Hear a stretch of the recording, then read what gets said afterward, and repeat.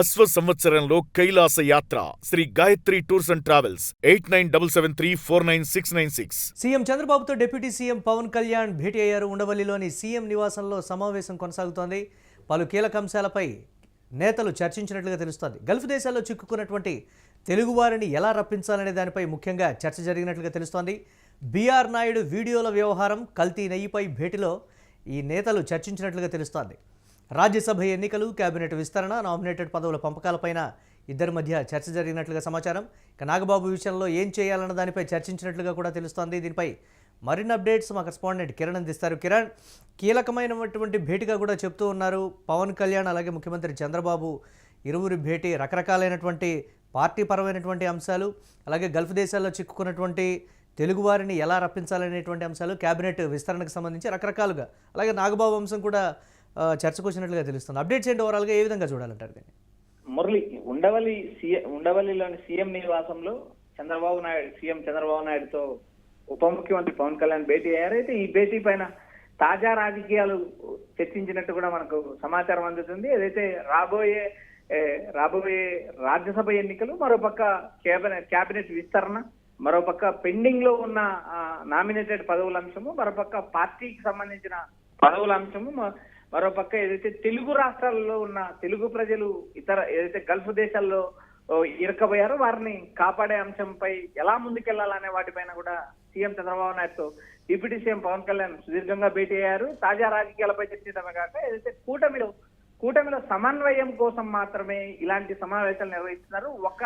ఒక నెలలోనే 2 సార్లు భేటీ అయిన సందర్భం కనిపిస్తుంది. ఏకంగా సీఎం చంద్రబాబు నాయుడుతో ఏదైతే రాబోయే రాజ్యసభ ఎన్నికల్లో దాదాపు నలుగురు రాజ్యసభ సీట్లు ఖాళీ అవుతున్నాయి. వీటిలో టీడీపీకి 2, బీజేపీకి 1, జనసేనకు 1 అంటూ ప్రచారం జరుగుతుంది. ఇప్పటికే పవన్ కళ్యాణ్ కు చంద్రబాబుకు అత్యంత ఆప్తుడైన లింగమనేని రమేష్ పేరు రాజ్యసభకు ప్రచారం జరుగుతుంది జనసేన నుంచి. అయితే రాబోయే రోజుల్లో ఏదైతే టీడీపీ కుటుంబం నుంచి ఎవరికి అవకాశాలు ఇస్తారా, జనసేన నుంచి ఎవరికి అవకాశం దక్కుతుందా, మరోపక్క బీజేపీకి ఈ కోటాలో సీటు దక్కుతుందా లేదా అనే అంశాలపైన చర్చ, మరోపక్క రాష్ట్ర వ్యాప్తంగా పెండింగ్ ఉన్న నామినేటెడ్ పదవులపైన చర్చ. ఏదైతే తమ పార్టీకి రావాల్సిన నామినేటెడ్ పదవులు, బీజేపీకి వెళ్లాల్సిన నామినేటెడ్ పదవులు, మొత్తం రాష్ట్ర వ్యాప్తంగా ఖాళీ ఉన్న నామినేటెడ్ పదవులు భర్తీ చేసే అంశం కూడా త్వరలో పూర్తి చేస్తామని ఇప్పటికే సీఎం చంద్రబాబు నాయుడు ప్రకటించారు. ఆ అంశాలపైన చర్చ. మరోపక్క ఏదైతే నాగబాబు అంశం, ఏదైతే నాగబాబు గతంలో టీడీపీ అధినేత చంద్రబాబు నాయుడు ఏకంగా లెటర్ ప్యాడ్ రిలీజ్ చేశారు. మంత్రి పదవి ఇస్తామంటూ గతంలో హామీ ఇచ్చారు. ఆ హామీ ఎంతవరకు వచ్చింది? ఏదైతే ఒక కొత్త శాఖను క్రియేట్ చేశారు, ఏదైతే పవన్ కళ్యాణ్ శాఖ నుంచి మరో కొత్త శాఖ ఎన్విరాన్మెంటల్ లో మరో కొత్త శాఖను ఉద్భవించింది. ఈ కొత్త శాఖను ఏమైనా నాగబాబు కేటాయిస్తారా అనే చర్చ నడుస్తుంది. మొత్తం కేబినెట్ లో ఉన్న 25 కేబినెట్ పదవుల్లో ఒక పదవి కాలింది. 23 మంది మంత్రులు మాత్రమే ఉన్నారు. 24వ మంత్రిగా ఏమైనా నాగబాబు ప్రమాణ స్వీకారం చేస్తారన్న అంశంపైన సుదీర్ఘంగా చర్చ నడిచినట్టు కూడా మనకు సమాచారం అందుతుంది. మరోపక్క ఏదైతే గల్ఫ్ దేశాల్లో చిక్కుకున్న తెలుగు వారిని కాపాడే ప్రయత్నం చేస్తున్న మరోపక్క కేంద్ర రాష్ట్ర ప్రభుత్వాలతో సమన్వయం చేసుకుంటారు. మొత్తం ఈ వ్యవహారాలని తాజా రాజకీయ సమీకరణలు, రాబోయే రోజులు ఏదైతే తిరుమల లడ్డు అంశం కానీ జగన్ ఎలా ఎదుర్కోవాలనే అంశం పైన సుదీర్ఘంగా భేటీ చెప్పినట్టు మనకు సమాచారం వినిపిస్తుంది. అంటే కూటమిలో ఉన్నటువంటి లుకలుకల మీద కూడా ప్రధానంగా వస్తున్నటువంటి పరిస్థితి, ఇటీవల ఎమ్మెల్యేల మీద వస్తున్నటువంటి విమర్శలు కావచ్చు, బాలినేని శ్రీనివాస్ అలాగే దామచర్లకు సంబంధించినటువంటి ఇష్యూస్ కావచ్చు, అన్ని రకాలుగా వస్తున్నాయి. ఈ అంశాల కన్నా పార్టీలకు సంబంధించినటువంటి అంశాలే తలనొప్పిగా మారాయి కదా. ఎందుకు ప్రతిసారి కూడా దీన్ని సమన్వయం చేసుకోలేకపోతున్నాం అనేటువంటి ప్రశ్న ఉత్పన్నమవుతున్నప్పటికీ ఇరువురు తమ పార్టీల నేతల వద్ద ఎందుకు మౌనం వహిస్తున్నారు అనేటువంటి మాట, క్యాడర్ని కాపాడుకోలేకపోతున్నారు అనేటువంటి ఒక విమర్శ వచ్చే ఎన్నికల నాటికి ఈ 2 పార్టీలకు కూడా మెయిన్గా పెద్ద మైనస్ అవ్వబోతుంది అనేటువంటి పరిస్థితి. ఎందుకు దృష్టి సారించలేకపోతున్నారంట, ఎలా చూడాలంటారు దీన్ని? మురళి, ఎన్నికలకు ముందు పార్టీలు జతకట్టడం సర్వసాధారణం. ఎన్నికల తర్వాత ఏదైతే పార్టీలు అధికారంలోకి వచ్చిన తర్వాత ఏదైతే కూటమి మధ్య సమన్వయం సాధించడం కూడా ఆషామాషి వ్యవహారం కాదనే అంశం స్పష్టమవుతుంది. ఎందుకంటే గతంలో ఏదైతే టీడీపీ అధికారంలో రానప్పుడు ఏదైతే చంద్రబాబు నాయుడుతో పవన్ కళ్యాణ్ పొత్తు పెట్టుకున్నారు, ఆ ఎన్నికల్లో బంపర్ హీట్ కొట్టారు, 21 సీట్లకు 21 సీట్లు సాధించారు. మరోపక్క టీడీపీ కూడా 135 సీట్లు గెలిచింది. ఇది ఎన్నికలకు ముందు కుదిరిన పొత్తు.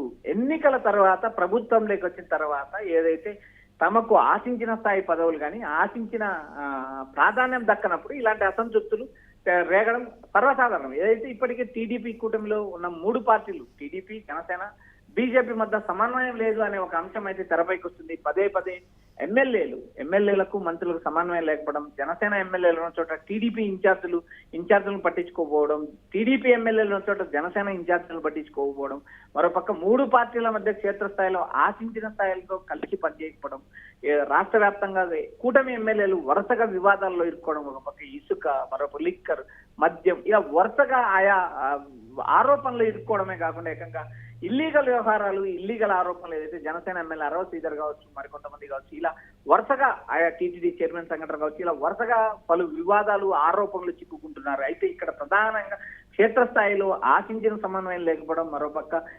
ఇష్టారాజ్యంగా అధికారులు ప్రవర్తించడం, ఇష్టారాజ్యంగా ఎమ్మెల్యేలు తమకు తోచిన పని చేసుకుంటూ పోవడంతో క్షేత్రస్థాయిలో ఆశించిన స్థాయిలో టీడీపీ కూటమి ఆశించిన స్థాయిలో టీడీపీ కూటమి గ్రాఫ్ పెరగలేదనే అంశం తేటతెల్లమవుతుంది. మరోపక్క సీఎం చంద్రబాబు నాయుడు పదే 40 మంది ఎమ్మెల్యేల పనితీరు పైన 40 మంది ఎమ్మెల్యేల పనితీరు గ్రాఫ్ కూడా ఆయన ఎమ్మెల్యేలకు నేరుగా నివేదిక ఇచ్చారు. ఆయా ఎమ్మెల్యేల పనితీరు ఇలా ఉంది, మీరు మార్చుకోవాల్సిన అంశాలు ఇలా ఉన్నాయి, మీ పైన ఇలా ఉంది అంటూ ఆయన ఒక క్షేత్రస్థాయి నివేదిక ఇచ్చారు. అయితే 1-to-1 అసెంబ్లీ సమావేశాల్లో కూడా ఎమ్మెల్యేలతో 1-to-1 సమావేశం అయ్యారు, పనితీరు మార్చుకోని చాలా మంది ఎమ్మెల్యేలు చెప్పారు. మరొక జనసేన అధినేత కూడా నేరుగా తన పార్టీకి సంబంధించిన ఎమ్మెల్యేలతో భేటీ అయ్యారు. మరోపక్క ఏదైతే టీడీపీ కుటుంబంలో ఉన్న బాలినేని, దామచర్ల వీరిద్దరి వివాదం చిలికి గాలికి అనేది రాబోయే రోజుల్లో ఎటు సర్దు తీసుకుంటుందనే అంశం మనం కూడా చూడాలి. ఏదైతే బాలినేని పైన జనార్దన్ ఆరోపణలు, జనార్దన్ పైన బాలినేని ఆరోపణలు, మా పార్టీ అధినేత సైలెంట్ గా ఉన్నామన్నాడు కాబట్టి గమ్మనున్నానంటూ బాలినేని చేసిన వ్యాఖ్యలు కూడా రాబోయే రోజుల్లో కుటుంబం మధ్య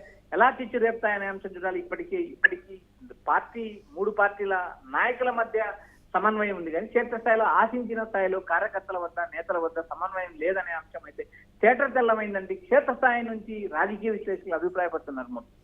right, thanks for updates Kiran. ఇక సీఎం చంద్రబాబుతో డిప్యూటీ సీఎం పవన్ కళ్యాణ్ భేటీ అయ్యారు.